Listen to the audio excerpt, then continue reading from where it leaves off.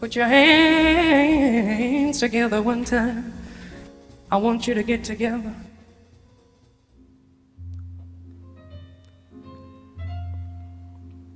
Hello everyone. You know, I am in the mood to talk about music. I'm even going to play a little bit of music in the background. Some classical Mozart, I think this might be. I'm not totally sure. You know, I was listening earlier to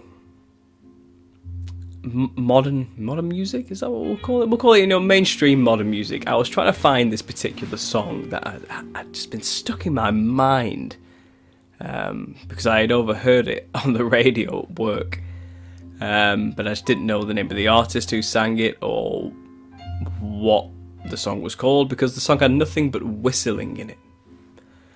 It was a kind of a dancey club track, with the main melody being just some form of whistle, and it was in some kind of Eastern European Polish style folky motifed style, and because of this there's no singing in it, there's no particular lyrics I can pull out, and I can't for the life of me now remember what the melody even was, so I can't. It's not like I can even whistle it into some kind of music recognition program of any kind, and it was driving me crazy. But on my journey, I was just sifting through all sorts of music, mainly modern music, to try and get to this song. I never did it in the end, and I've given up. But it got me thinking about music again, and this is a topic I've wanted to discuss on the channel many times, but it's just where do I go with music, really, because it's such a subjective and incredibly touchy subject for most people.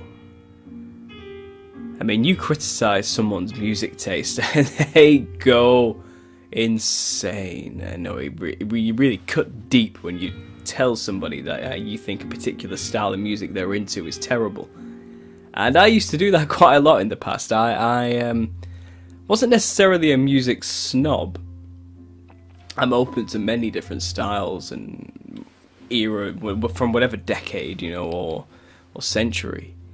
You know, if it has that sound I like, I'll like it, of course, and that's the same for everybody. But there was particular genres of music in the past I just couldn't stand. The heavy stuff, you know, with the screaming and just that kind of music where it's no longer really music, it's just noise. That's where it gets annoying for me, and I actually genuinely get a headache having to listen to it. And I was with people in the past who were into that heavy metal scene, you know, the hardcore heavy metal scene. When I was younger, you know, I had girlfriends who were into that type of thing, and I had to chill with her and her friends, and it was always that music all the time, and it would grind on me, you know, really grind into the deepest parts of my soul, to the point where I just wanted to end it all, you know. It depressed me. And, you know, I made it vocal at the time to the girl I was with, and she didn't like me criticizing the music she loved, you know, and fair enough. You know, who does?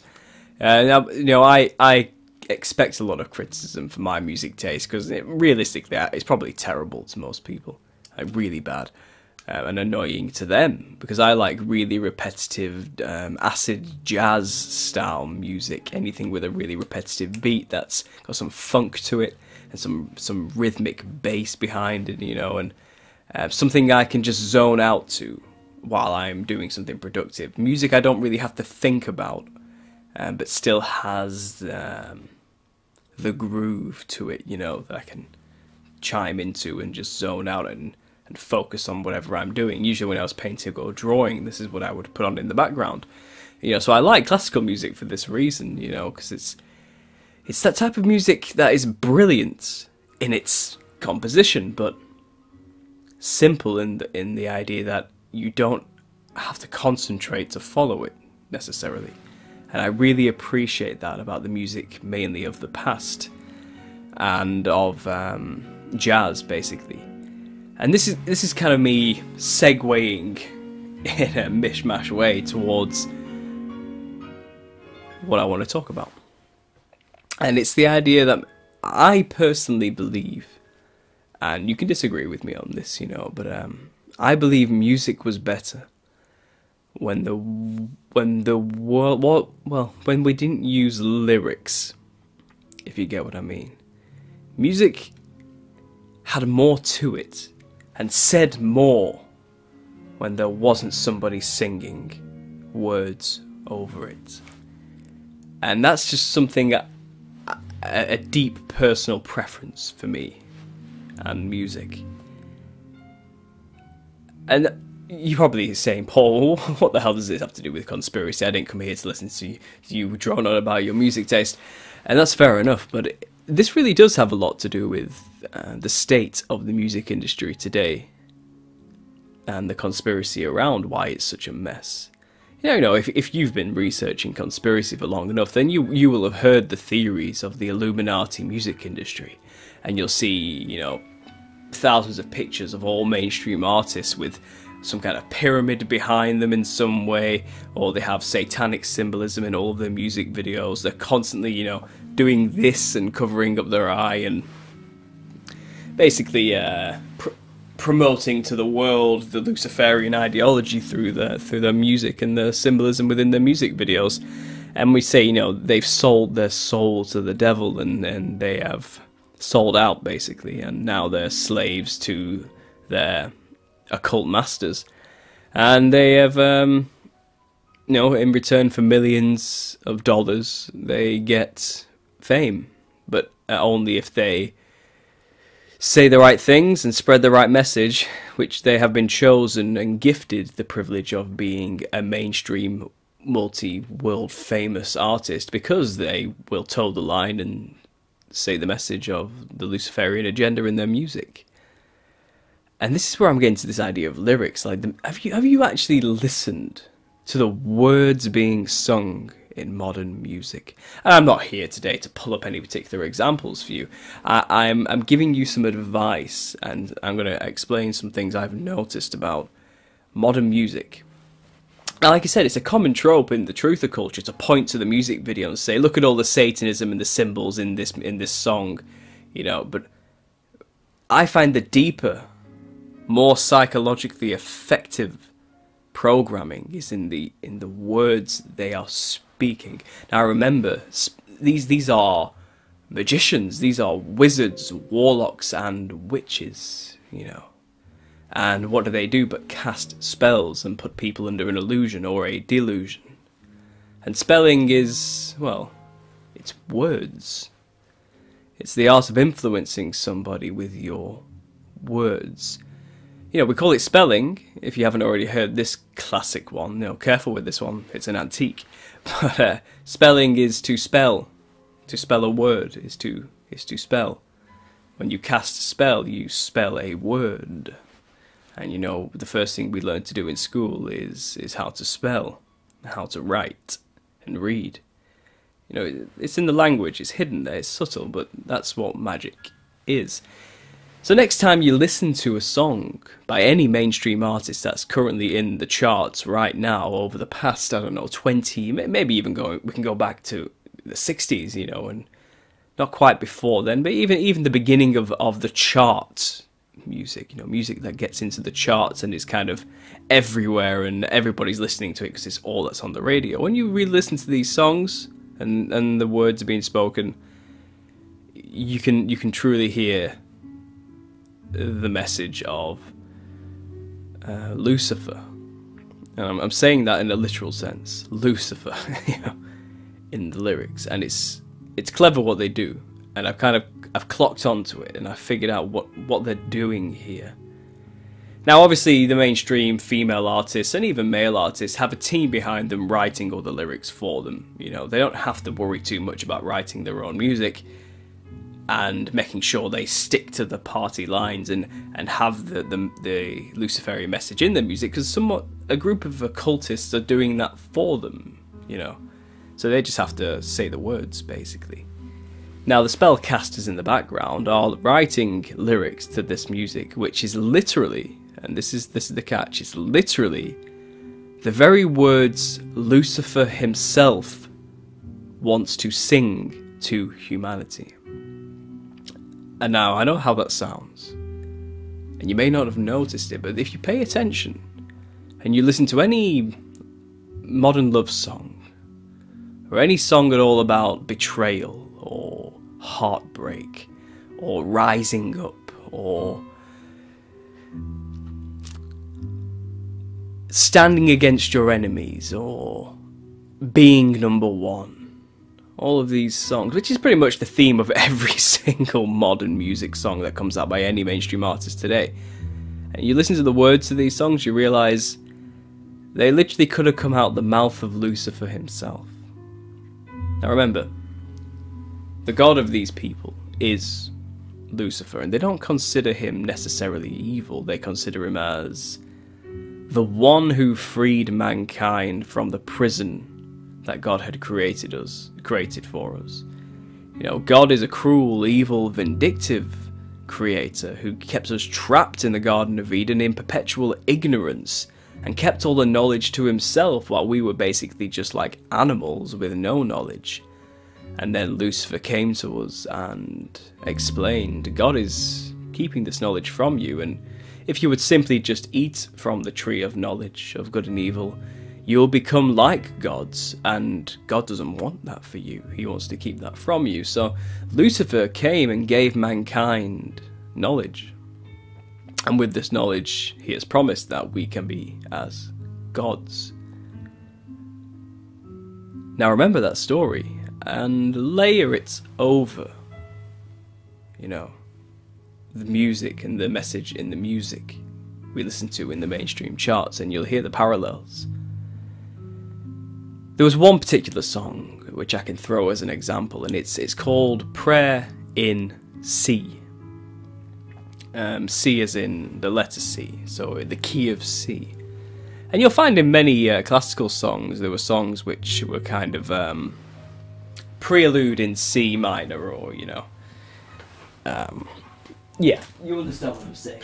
They would always throw the key into it. So this is kind of a throwback to classical music I love so much, and music I kind of appreciate because it hasn't got the lyrics. And here is this particular song playing off once great music to make it into something that's tainted, I suppose. And it's a very simple song. As a musician myself, I understand the chord progression is a basic. It's a basic 3-chord progression in the key of C. So C, G, and D. It's a really easy song to play, and it's very repetitive on loop. Music I would normally enjoy just to zone out to as it plays in the background, as I explained earlier, but the lyrics really disturbed me. And a bit of context for why I noticed this and what really got me onto this concept and this idea. I had been in contact with an ex-girlfriend during this period of my life, which was, I guess, maybe 3 years ago, 4 years ago, a long time ago, you know. Long enough for it to be something of the past, but this experience with this music really got to me. So, you know, she had sent me this song to listen to and said, oh, listen to this song, you know, I really like it. And I gave it a listen. I didn't think much of it, but what I did notice immediately is that it mentioned prayer in the title, Prayer in C.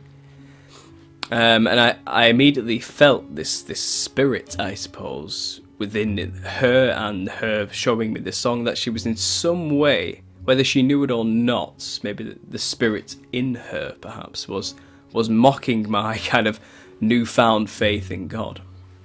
Something I didn't have when I was with her and when she actually was attracted to me, I suppose. And, you know, I was talking with this ex again, and we were kind of getting back together, kind of, but, you know, I had changed. I was no longer the same person. And sending me this song, it was like, well, there's a bizarre dig at, you know, my beliefs already with the song.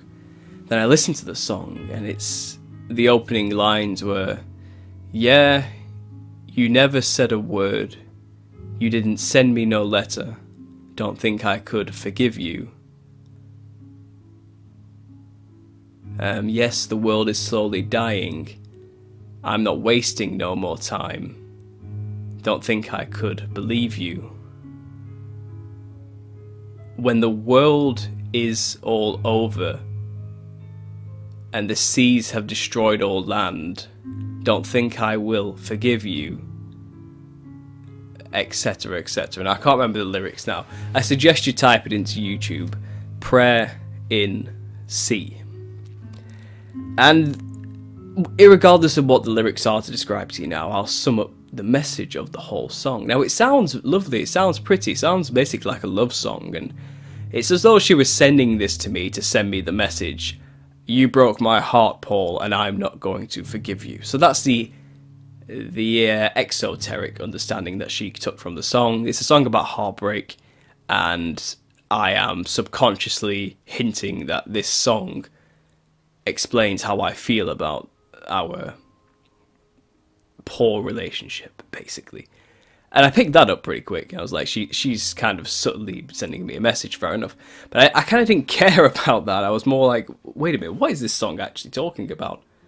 Because under the layers of this song about a breakup, it's as though I was hearing Lucifer yell at God himself. You know? And it was as though the spirit of Antichrist was in the song. And it was as though someone was blaspheming God, who will destroy all the earth and the land. And when God comes to do this, destroy the earth, I will not forgive him. That's basically the message. But although she never exclusively mentions the word God, the fact that it's called prayer in C, and when you pray, you're praying to God, you're having a conversation with God himself. The hint was in the title.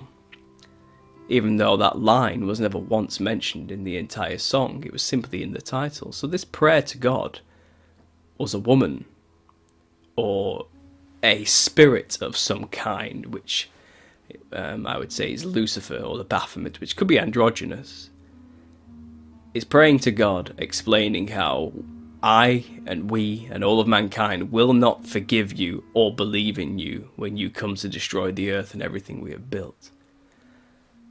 And it's kind of, wow, that got me.